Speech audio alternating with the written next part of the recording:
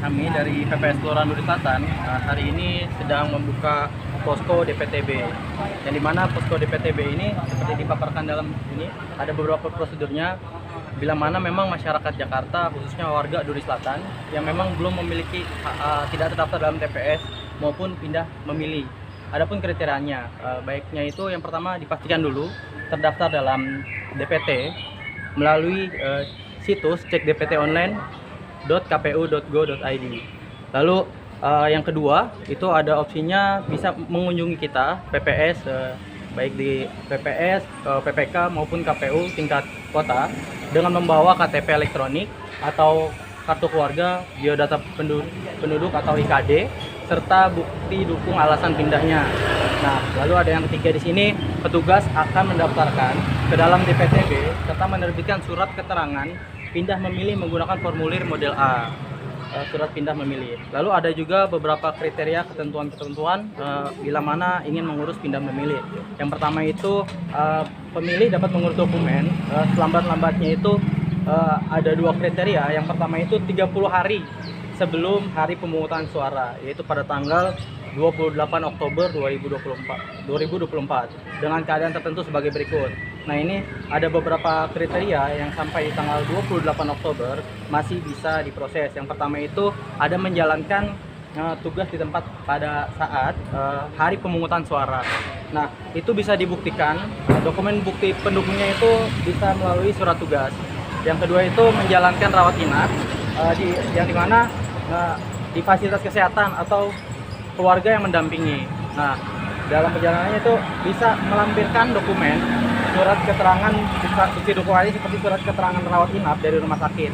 Lalu yang ketiga juga ada penyandang disabilitas yang menjalani perawatan di panti sosial atau panti rehabilitasi. Jadi di sini ada surat keterangannya, itu dokumen pendukungnya berupa surat keterangan dari pimpinan lembaga rehabilitasi tersebut.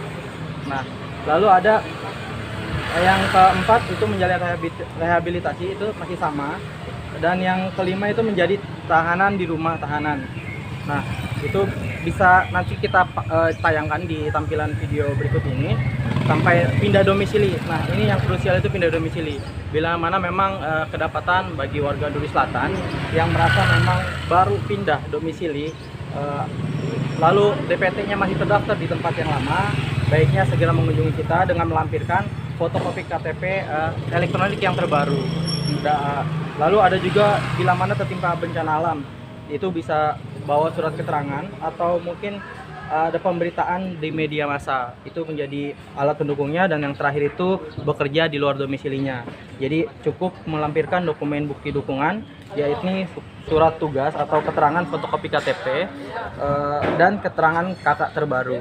Nah, setelah tanggal 28 Oktober ini hingga selambat-lambatnya 7 hari sebelum hari pemungutan suara, berarti kisaran di tanggal pelaksanaannya itu di tanggal 27 November, berarti di tanggal 20 itu adalah hari terakhir bagi warga Duri Selatan yang memang ingin mengurus pindah memilih.